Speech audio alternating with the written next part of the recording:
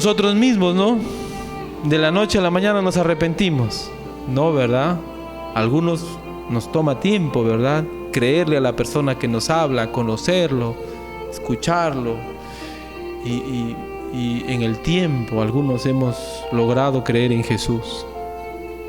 Entonces, Cristo, después de haberlos entrenado, de haberlos ayudado a comprender, y aún con todas sus imperfecciones, porque no lo sabían todo, cuando Cristo se va, Cristo les dice: aún tengo muchas cosas que deciros, pero no podéis soportar, pero cuando yo me vaya, voy a enviar otro Consolador, y Él les enseñará todas las cosas, y les hará recordar todo lo que yo os he dicho, dice en Juan. Es decir, ellos en el tiempo iban a aprender. Cuando Cristo se vaya, ellos iban a saber más cosas.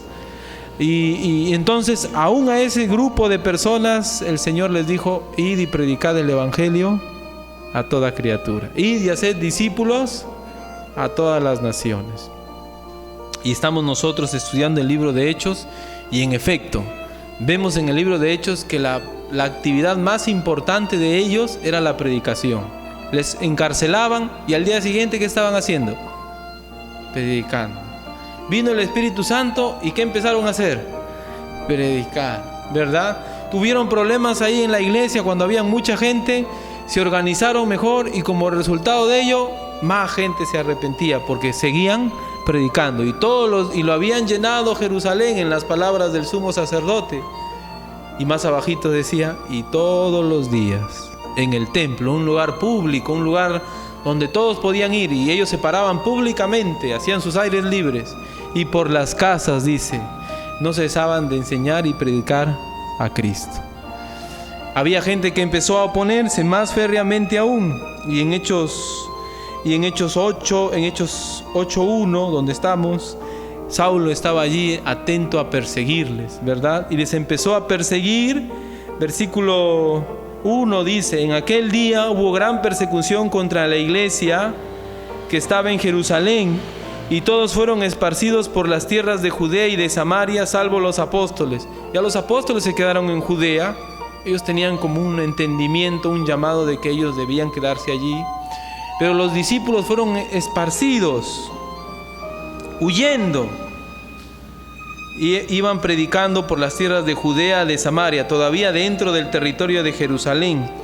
Hemos visto en la mañana cómo Dios llevó a Felipe a predicarle al etíope, y Felipe, como que estaba más abierto a predicar afuera. Por ejemplo, predicó a samaritanos, que para los judíos ya era un poco como un medio paso fuera de sus reglas. A los gentiles no. Los samaritanos eran mitad gentil, mitad judío, era su vida de los samaritanos. Entonces, a predicar a los samaritanos era ya como que ir abriendo la brecha.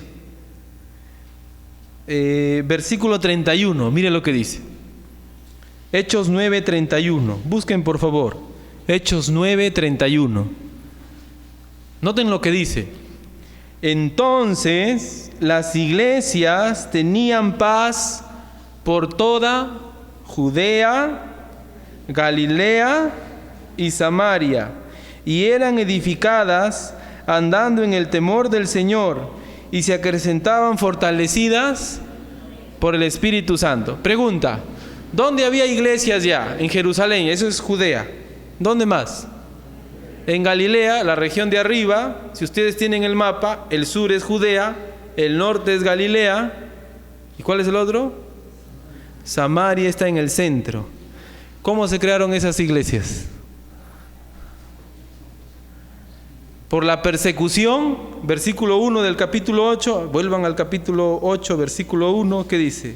En aquel día hubo gran persecución contra la iglesia que estaba en Jerusalén, y todos fueron esparcidos por las tierras ¿de dónde? De Judea, de Samaria. Entonces a estos hermanos, versículo 4, 8:4, ¿qué dice? Pero los que fueron esparcidos, ¿qué dice? Iban por todas partes, ¿qué? Anunciando el Evangelio. Y cuando vamos a 9:31, eso ha producido fruto, ¿verdad? 9:31 dice que no solamente ya habían convertidos, habían iglesias locales. Cuando dice, entonces las iglesias tenían paz, claramente se entiende que había iglesias locales, grupos, no sabemos de cuánta gente, en cada lugar, en Judea, en Samaria y en Galilea. Entonces noten que la predicación del Evangelio trajo como resultado en el tiempo y gracias a la persecución que nuevas iglesias se levanten. ¿Queremos nosotros que se levanten nuevas iglesias, hermanos? ¿Amén? ¿Amén o no amén? ¿Qué tenemos que hacer? No nos queda otra, ¿verdad? Quedarnos en nuestra casa, apagar, no conectarnos en las redes sociales ahora, porque ahora es más virtual el asunto. ¿Queremos que nuestra iglesia crezca? ¿Qué tenemos que hacer? Predicar el Evangelio. Es la única forma en la que la gente va a escuchar de Jesús. Dios no quiso que las personas compartieran a personas. Él puede hacer que ángeles prediquen el Evangelio, hermanos. ¿Amén? ¿O no amén? Claro, ¿no? Él puede hablar desde el cielo y decir, arrepiéntanse, peca. ¿Puede hacer así? Dios puede hacerlo. Pero ¿Él qué ha hecho? Nos ha dejado a nosotros. Y si nosotros no abrimos nuestra boca, ¿cómo la gente va a conocer la verdad? Dios va a usar a otros. Sí, pues, nosotros nos perdemos la bendición. ¿Se da cuenta? Nosotros perdemos la bendición de participar en la obra de salvación. Y otros están ganando esas coronas. Hay que competir, hermanos, en el buen sentido de la palabra. Hay niños que pueden arrepentirse. ¿Qué tenemos que hacer? Hablarles el Evangelio. Hay adolescentes, jóvenes, adultos, esposos, esposas, ancianos que pueden conocer al Señor. Iglesias que pueden ser levantadas. La iglesia de la esperanza puede acrecentarse. Pero ¿qué tenemos que hacer? Predicar el Evangelio. Y no solo desde el púlpito, sino cada uno de nosotros asumir ese rol. Aquí, los apóstoles, los tigres, se quedaron en Jerusalén. ¿Y quiénes eran los que predicaban? Los hermanos que fueron esparcidos. Poco, mucho, lo único que sabían era que Cristo había pagado por sus pecados, de ellos y de todo el mundo. Y que si una persona se arrepiente de todo corazón, es decir, cambia y cree en Jesús como su Señor, lo que implica es seguirle toda la vida, entonces hay vida eterna. Si una persona le rechaza, hay condenación. Y eso estaban predicando. Y Dios tomaba el trabajo de añadir, porque Dios es el que provee la salvación, Dios es el que conoce, nosotros no. Nosotros somos testigos, mensajeros de lo que Dios quiere. Entonces, si queremos, hermanos, más creyentes, si queremos más iglesias, debemos esforzarnos en participar en obras de evangelización, ayudar a los misioneros, pero más allá de que otros lo hagan, yo siempre nos retaré a hacerlo nosotros. Pastor, pero mis hijos están chicos, pastor, que soy una persona ocupada, pastor, que hoy en día, pastor, y siempre nos vamos a llenar de excusas cuando no hay excusa que valga. Todos nosotros somos testigos. Debemos orientar nuestra vida hacia el mensaje, hacia la predicación. Debemos ser en un sentido fervorosos, por no decir agresivos, fervorosos en la tarea de predicar la palabra de Dios a otros. Hechos 9, 32 al 35. Pedro está visitando un lugar cercano también. Hechos 9:32 dice: aconteció que Pedro, visitando a todos, vino también a los santos que habitaban en Lida, y halló allí a uno que se llamaba Eneas, que hacía 8 años que estaba en cama, pues era paralítico. Y le dijo Pedro: Eneas, Jesucristo te sana, levántate, haz tu cama. Y enseguida le levantó. y le vieron todos los que habitaban en Lida y en Sarón, los cuales, ¿qué cosa? Se convirtieron al Señor. No nos dice si Eneas tuvo fe, o dice que Eneas tuvo fe para que lo salven. ¿Dice ahí que Eneas tuvo fe? No dice, no dice. Simplemente dice que Pedro le dijo: Eneas, Jesucristo te sana, levántate. Porque Jesucristo no depende de nuestra fe, hermanos. Él puede sanar con fe o sin fe. Él es todopoderoso, ¿o no? Él puede hacerlo. Pero lo que sí nos dice es que ese milagro permitió, porque en ese tiempo se estaba confirmando la palabra, ese milagro permitió que muchos se conviertan. Y los que vieron y le vieron todos los que habitaban en Lida y en Sarón, los cuales se convirtieron al Señor. Pregunta: ¿cómo es que se convirtieron al Señor? ¿Qué tuvo que hacer Pedro? ¿Solo el milagro? ¿Qué tuvo que hacer Pedro para que se convierta? Predicarles el Evangelio. No puede haber conversión sin predicación. Versículo 36, miren lo que dice.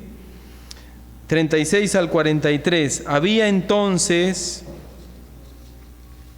en Lida, en Jope, una discípula llamada Tabita, que traducido quiere decir Dorcas. Ella ya era creyente. Esta abundaba en obras y en limosnas que hacía. Note versículo 37. Y aconteció que en aquellos días se enfermó y murió. Y después de lavada, la pusieron en una sala. Y como Lida estaba cerca de Jope, Lida había estado con Eneas, ahora llega a Jope. Los discípulos, oyendo que Pedro estaba allí, habían creyentes allí, le enviaron 2 hombres a rogarle: no tardes en venir a nosotros. Levantándose entonces Pedro fue con ellos, y cuando llegó le llevaron a la sala, donde le rodearon todas las viudas, llorando y mostrando las túnicas y los vestidos que Dorcas hacía cuando estaba con ellas. Dorcas era una mujer generosa al parecer, porque al haber viudas con ella, recuerden, las viudas eran personas indigentes, ¿ya? Y al haber viudas con ella significa que ella tenía así como su club de madres, algo así, ¿no? Algo así tenía ella. Y les ayudaba. Versículo 40. Entonces, sacando a todos, Pedro se puso de rodillas y oró. Y volviéndose al cuerpo dijo: Tabita, levántate. Y ella abrió los ojos, y al ver a Pedro se incorporó. Él dándole las manos, le levantó, llamando a los santos, a los creyentes y a las viudas, la presentó viva. Esto fue notorio en Jope, y muchos creyeron en el Señor. Aguarde, nuevamente, para que crean en el Señor, ¿qué tuvo que hacer Pedro? ¿El milagro nomás? No, ¿qué tuvo que hacer? Tuvo que abrir la boca y predicar el Evangelio. Y aconteció que se quedó muchos días en Jope, en casa de un cierto Simón curtidor. Ahora Pedro está ¿en qué lugar? ¿Cómo se llama la ciudad donde está Pedro? Jope.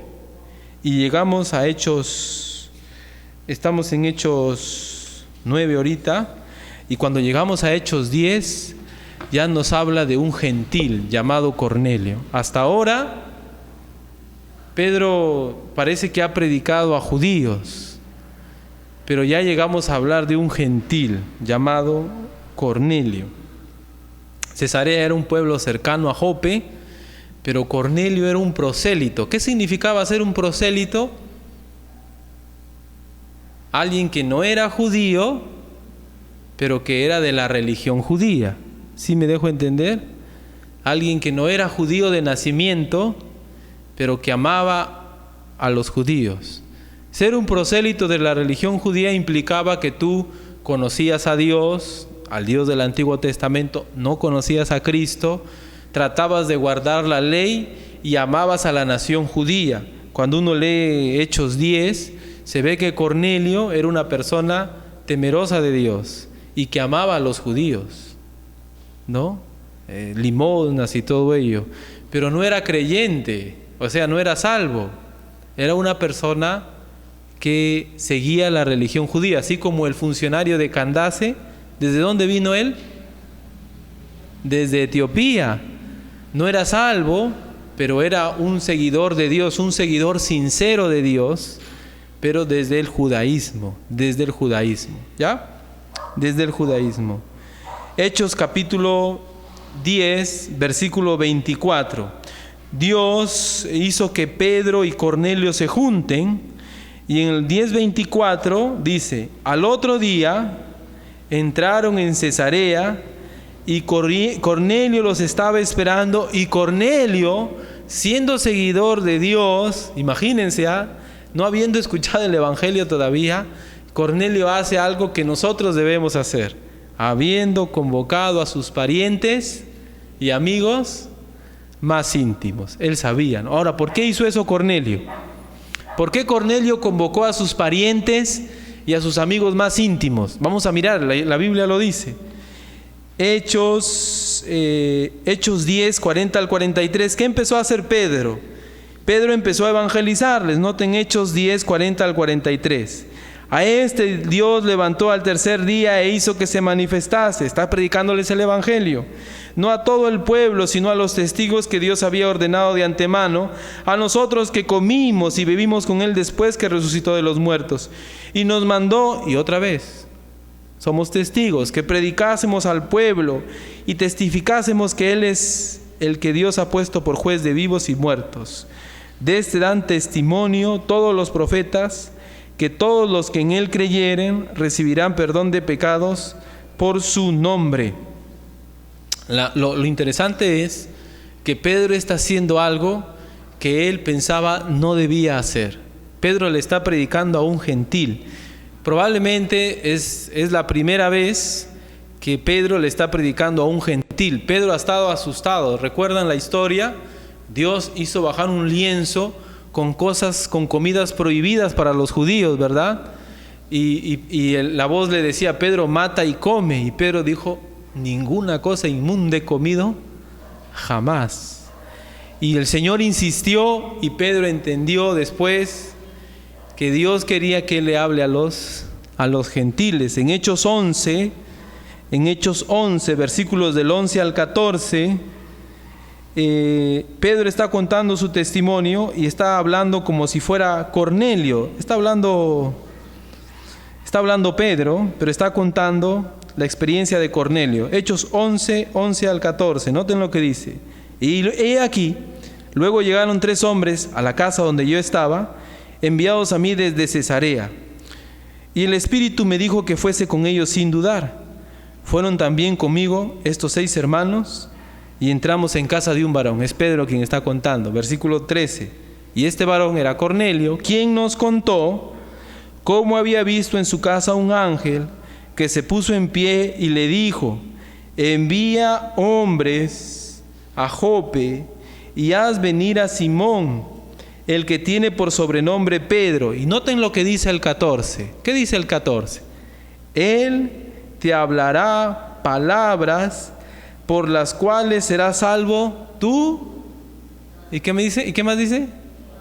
Ve, todavía no era salvo Cornelio. Era un sincero seguidor de Dios, pero desde el judaísmo. Y aunque era sincero, ¿qué faltaba para que él se convierta? ¿Qué no había escuchado? El evangelio. Y aunque él era sincero, y aunque él era temeroso de Dios y se esforzaba en ser piadoso, tanto así que algunos podríamos decir que ya es creyente sin haber escuchado el evangelio, ¿no? Y aunque él era sincero, no era salvo, porque aunque era sincero, aunque era honesto, aunque era alguien que sinceramente buscaba a Dios hasta donde él podía conocer, él todavía no había escuchado el evangelio. Dios se encargó de que él escuche el evangelio, ¿verdad? Envió al mismísimo Pedro, y para Pedro era algo nuevo. Hubo una sesión y todo eso, y ellos entendieron que Dios quería que ellos también hablen a los gentiles. Recién allí, miren, Pedro en el capítulo 11, 12 de Hechos, recién están comprendiendo que deben predicar el evangelio a toda criatura. Antes les predicaban solo a judíos, a sus paisanos, pero a partir de Hechos 11, ellos ya se abren más y empiezan a predicar también a gentiles. Miren que aunque habían estado con el Señor 3 años, casi 3 años en su ministerio, ellos no habían logrado comprender en todo el sentido de la palabra que Cristo vino a salvar, a pagar los pecados de todo el mundo. Cuán importante, hermanos, es entender esto. Cuán importante. Dios quiere salvar a todos los pecadores. Dios quiere que todo el mundo se arrepienta. Si fuera por Él, Él salvaría a todos. Pero para que la gente se arrepienta, aun cuando sean sinceros, aun cuando sean honestos, estén en la religión que estén, yo creo que hay gente honesta, que hay gente piadosa, en muchos grupos religiosos, pero creo que no son salvos. No porque no sean honestos, no porque no sean sinceros, no porque no sean devotos, sino porque todavía no han escuchado, no han creído ¿en qué? En el Evangelio de Cristo. ¿Quién les va a compartir ese Evangelio? ¿Quién les va a compartir la verdad? ¿Quién les va a anunciar acerca del Salvador? Nosotros, hermanos, nosotros que ya nos hemos arrepentido, nosotros que ya nos hemos convertido, debemos perseverar. Y noten todo el esfuerzo que hizo Dios para que Pedro le predique a Cornelio. Ahora noten Cornelio lo que hace.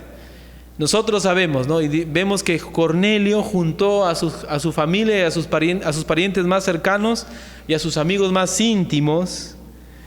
Dice Hechos 10:24. ¿Por qué lo hizo? Había recibido una visión, había un ángel le había hablado, y el ángel le había dicho que reciba a ese hombre llamado Pedro, y él le iba a hablar palabras por las cuales iban a ser salvos tú y toda tu casa. Dios quería salvar a Cornelio, hermanos, y a su familia. Y Dios se encargó de mover las personas necesarias para que Cornelio escuche el Evangelio, para que su familia escuche el Evangelio. ¿Sí me dejo entender? Y aun cuando Pedro fue un poquito renuente por su propia creencia, en algún punto Pedro dijo, no, Dios quiere que vaya. Se sorprendieron todos de que el Espíritu Santo caiga en los gentiles. Dijeron, de manera que Dios también ha destinado, ha llamado a los gentiles a la vida eterna. Y se sorprendían. Pero ¿qué tal si Pedro hubiese dicho, no, yo no quiero predicarles a ellos? A lo que voy es, debemos estar dispuestos a predicar. Dios quiere usarnos, hermanos, para alcanzar a otros. Es cierto, ahora es difícil, ¿no? Ahora la gente es más desconfiada, es una lucha. Pero ¿quién, si no nosotros, no nos esforzamos para compartir la verdad? En nuestros hogares, a las personas que están cercanas a nosotros. Cornelio, ¿a quién convocó? A sus parientes y a sus amigos más íntimos. No tenemos que ir a la China todavía. Ahí tenemos personas a quienes alcanzar. Compartamos el Evangelio. Ahora con este tema de la pandemia, con más razón. Es un llamado a mirar a nuestra casa. Es un llamado a voltear y ya no mirar a todo el mundo porque es más difícil por la pandemia. Pero podemos llegar a nuestro hogar. Debemos hacer esfuerzos. No debemos distraernos, no debemos descuidarnos, debemos esforzarnos, ya que vemos que en el corazón de Dios la predicación no es una opción, es una prioridad, y es algo que debemos hacer con esfuerzo, con tesón, con sacrificio, con mucho sacrificio. Vamos a ponernos de pie y vamos a orar. Y si estamos fallándole a Dios en nuestra vida, si hay cosas que nos están deteniendo, si hay pecados que nos están limitando, tenemos que cambiar, tenemos que doblegar nuestro cerviz, arrepentirnos y crecer. Créame, el estar imbuidos en este tema de predicar el Evangelio le da un giro a nuestra vida diferente en todo el sentido de la palabra.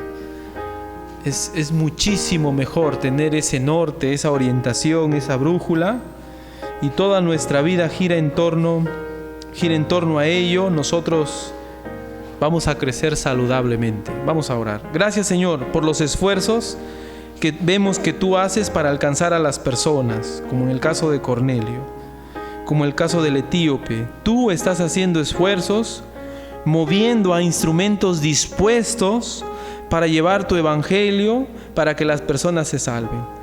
Señor, tú eres el que mueve a las personas, tú eres el que pone en el corazón el sentido de obediencia, de dirigirnos hacia otros lugares. Señor, ayúdanos, Padre. Quizás estamos siendo duros en nuestro ser, estamos tan ocupados en nuestra vida porque hemos organizado nuestra vida para no predicar, para alejarnos de ti, para las cosas de este mundo, para las cosas de esta vida, y no estamos dando lugar a nuestra prioridad, a tu prioridad, que es la predicación del evangelio. Te pido que nos ayudes, Señor, porque vemos que es tu corazón, vemos que en tu ser tú anhelas alcanzar a los perdidos. Tú anhelas, Señor, que presentemos a tu Hijo, nuestro Salvador, como el Salvador del mundo, como el Señor de todos. Y te pido, Señor, porque no queremos estar en desobediencia. Ayúdanos a hacer esfuerzos como congregación. Y cuando digo esfuerzos, en organizarnos como iglesia para ir a predicar, en los puntos de predicación, que ahora qué es lo que más se va a poder hacer. Dar un folleto, evangelizar. Ayúdanos a trabajar en nuestro hogar.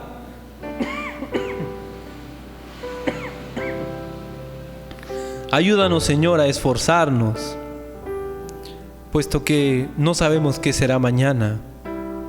Y tenemos de parte de ti el poder, el evangelio, para alcanzar a alguien, para que sea salvo. Señor, ayúdanos a no descuidar ello.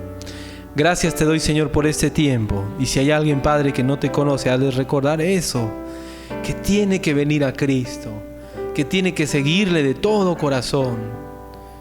Hazle recordar que sin Cristo está perdido, no hay opción, hay solo fuego eterno que le esperas si rechazas a Cristo. Ayúdanos, Señor, ayuda a las personas a comprender. No queremos aprovecharnos de nadie, queremos que sean salvos, eso es lo único que buscamos. Queremos que te agraden a ti, Señor. En el nombre de Jesús, nuestro Salvador. Amén.